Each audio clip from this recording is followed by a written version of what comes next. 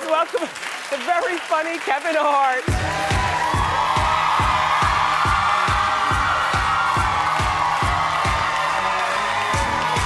I'm sorry. So nice to see you. Listen,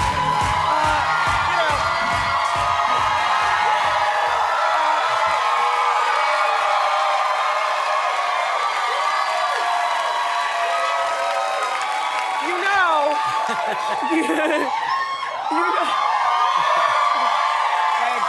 Thank you. You know, we follow you here on Twitter, and you posted something about a growth spurt. I had one. I just had one. I did. Do you find, because we're opposites but the same situation, Okay. you're very short and I'm very tall. I don't think we need to use the word very. Well, I'll use it for me. I'm short, petite, you know, Yeah, something like that. not petite. I don't, anything but short. I just try to find a different word to describe But here's the thing. I don't know about you, but I feel like it's one of my best attributes. The very thing I used to hate is the very thing that makes me so special and different in a good way. You embrace it. But you also, like, Yes. people recognize you every place you go. You stick out in the crowd. Well, I embrace my stature. Yes, you're very confident. Thank you. You know, for me, I think confidence, you know, confidence is everything. So regardless of what you have, if you embrace it and you love it, Absolutely.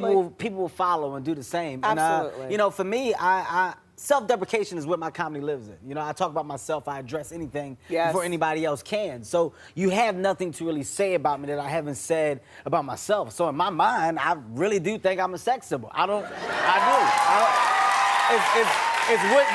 It's what you believe, you know? So if you're fine and you're happy, I think that's all that matters. So with me being short, it's something that I really am comfortable with. I'm happy about it. If I was tall, it wouldn't be the same. I wouldn't be funny. Something would be weird. I'd be clumsy. My neck would be too long. It'll look weird.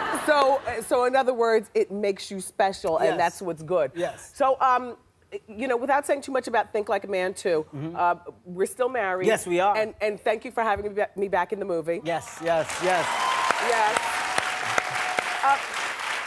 You have fans, Kevin, all around the world. I mean, as I was introducing you, I'm like, wow, 10 countries, sold out Madison Square Garden twice.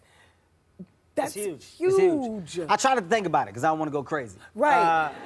But how do they react to you when they see you? It's weird. Like we did a world tour this year. Let me explain. That's what the whole movie is based off of. It's my world tour, you know, us going all over the country and literally selling out. And I think the one that shocked me the most, we went to London and we sold out the O2 Arena. I did 16,000 seats at the O2 Arena.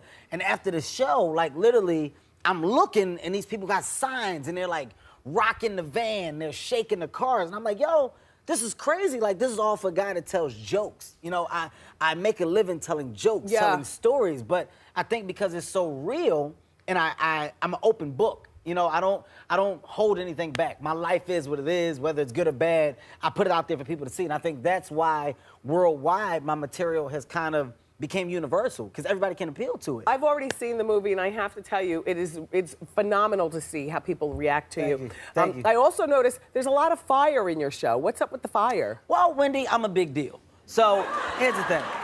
Fire equals big deal. I don't know, I wanted to do something different. You know, when you're doing these big venues and you're doing arenas, people are paying good money to see a show. So I said, how can I put on a show? Especially being a comedian, because normally what you think of is a microphone and a stage. That's it. But you put something into it. You gave your fans something to look at, and you know, it's real great.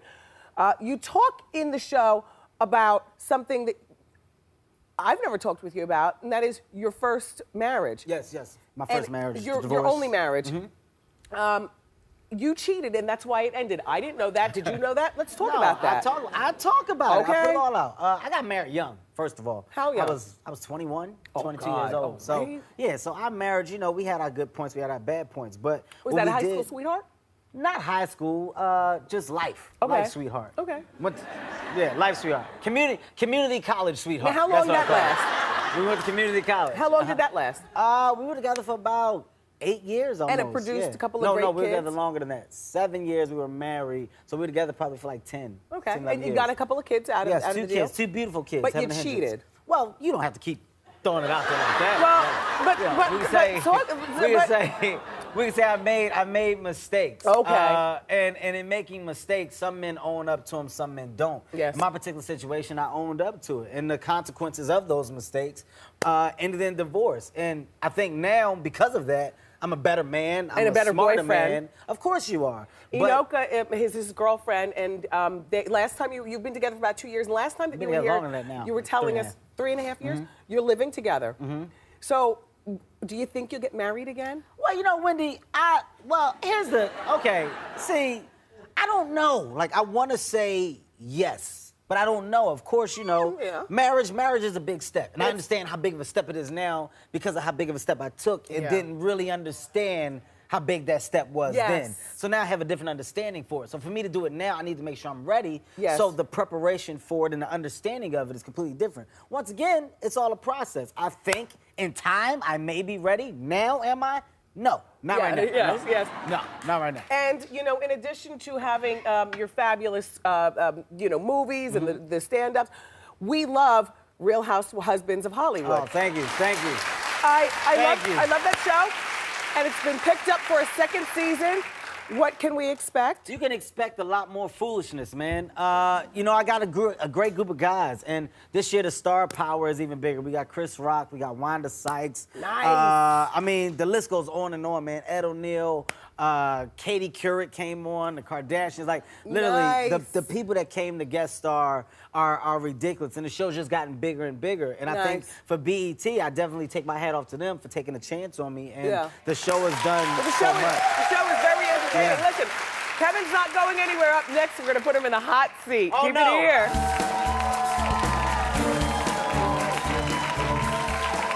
All right. It's about to get really hot in here because Kevin Hart is brave enough to sit in our hot seat. We're going to ask Kevin 4 questions. We're going to start off warm and turn the temperature up with each one. Kev, you ready? I'm ready. All right. Get the smoke out my face. Somebody's smoking. Listen, here's your 40-degree question. Besides you, Kevin Hart, who's the funniest comedian out there? Besides me, who's the funniest comedian out there? You know what, man? I mean, it's such an unfair question because there's so many. Okay. So I'm going to try to say like 5 at once. Go. I'm going to say Chris Rock, Dave Chappelle, Eddie Murphy, Richard Pryor, Kings of Comedy, Jerry Seinfeld. Okay, that's it. There you go. All right. Here's your 60-degree question. 60 degrees. 60, okay. What's the worst thing you had to do to make money before you hit it big? Okay, all right, I can tell you, that's a 2-part answer. I'm gonna tell you what at one point, I sold a bunch of CDs. They were just my personal CDs and I needed money so bad, so I just took them to the pawn shop. But I only got like $60 and I was like, I need more. So I thought about stripping for a day. I'm very serious. I honestly thought about it. I was like, how bad can it be? And then I was talking to a friend and they told me about the costumes and I was like, I'm not gonna do it. I'm not gonna do it. Okay, that's good. Yeah, it was almost, all right. Almost. Here's your 80-degree question. 80 degrees! What has been your most awkward celebrity encounter? My most awkward celebrity encounter. Okay, you know what? David Hasselhoff. Okay. I was a big fan of Knight Rider as a kid. So I meet David Hasselhoff, and I'm like, hey, man, dude, Knight Rider was an amazing show. That song, and I was like, dun it, dun it, dun it. And he just walked off. He just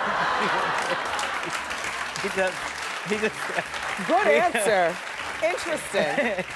All right, and here is your 100-degree question. 100 degrees.